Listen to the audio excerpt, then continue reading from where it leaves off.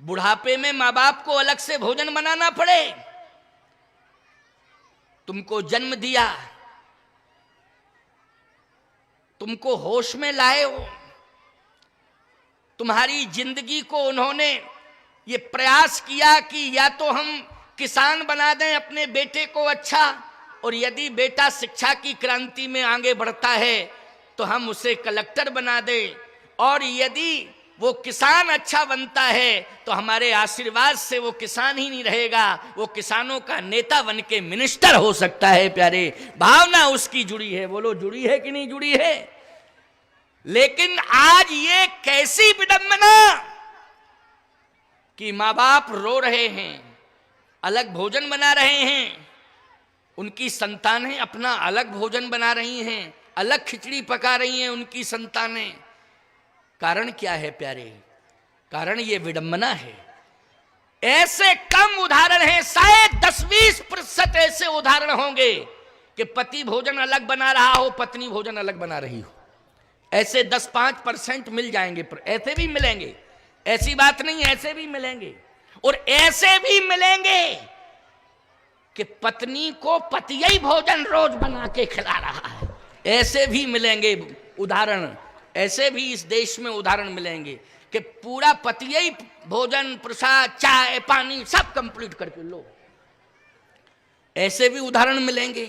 ऐसे भी उदाहरण है कि पत्नी अलग भोजन बना रही है, पति अलग भोजन बना रहा है, पुत्र अलग भोजन बना रहा है, पुत्र वधू अलग भोजन, ऐसे भी प्रमाण मिलेंगे। लेकिन 60% प्रमाण ऐसे मिल रहे हैं कि जिनमें माता पिता भोजन अलग बना रहे हैं और पुत्र और पुत्र वधू भोजन अलग बना के तैयार कर रहे हैं। बोलो, ये विडंबना नहीं है तो क्या है? ये विडंबना है। मां बाप को भोजन भी नहीं करा सकते हो तुम।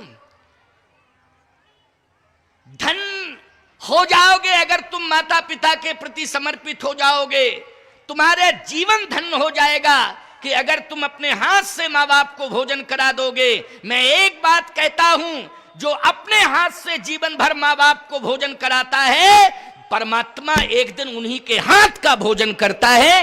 ये मैं दावे के साथ कह रहा हूं, चैलेंज से कह रहा हूं। अर्थ, धर्म, काम, मोक्ष, ये 4 पदार्थ होते हैं। अर्थ, धर्म, काम, मोक्ष।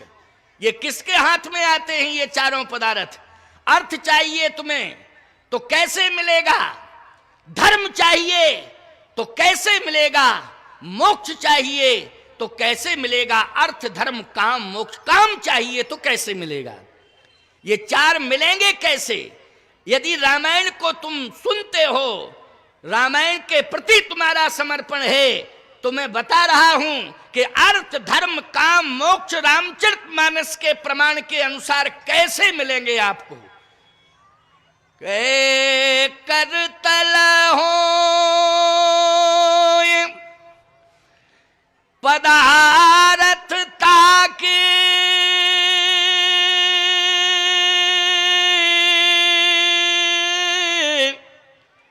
प्रिय पितु मातु प्राण समझा के, प्रिय पितु मातु प्राण समझा के।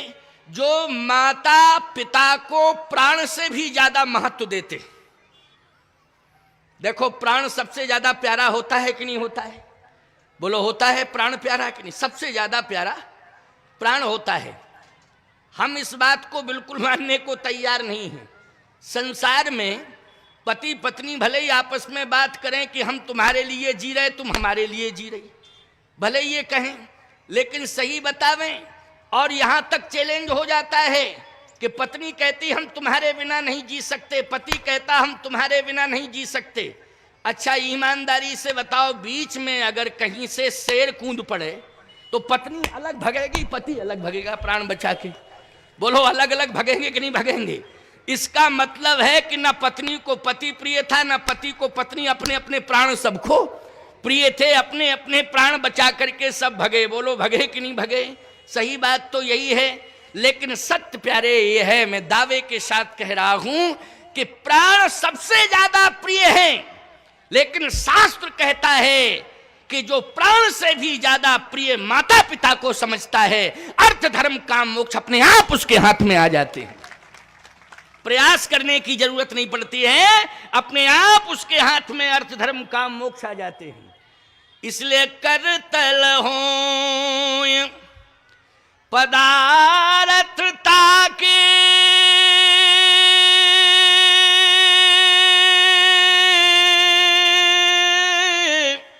ओ प्रिय पितु मातु प्राण समझा के। माता पिता को प्राण से भी ज्यादा महत्व दो, क्योंकि तुम्हारे प्राण बचाए हैं माँ बाप ने। बोलो बचाए प्राण कि नहीं बचाए? अच्छा बोलो भाई, तुम माँ के उदर में थे, उदाहरण दे रहा हूं, माँ के उदर में थे, ठंडी का मौसम है, समझना इस बात को, ठंडी का मौसम है और तुम माँ के उदर में हो, और जनवरी की कड़ाके की ठंडी में माँ 2 किलो दही में शक्कर डाल के जनवरी के रात्रि के 12 बजे पी जाए। बोलो भाई, तो तुम्हारा क्या होगा? अंदर तुम पेट में हो और वो 2 लीटर दही जाएगा अंदर। बोलो उस समय तुम्हें कौन याद आएगा? जल्दी बोलो, बोलो कौन याद आएगा? मैं मानता हूं कि मां को भी नुकसान पहुंचेगा,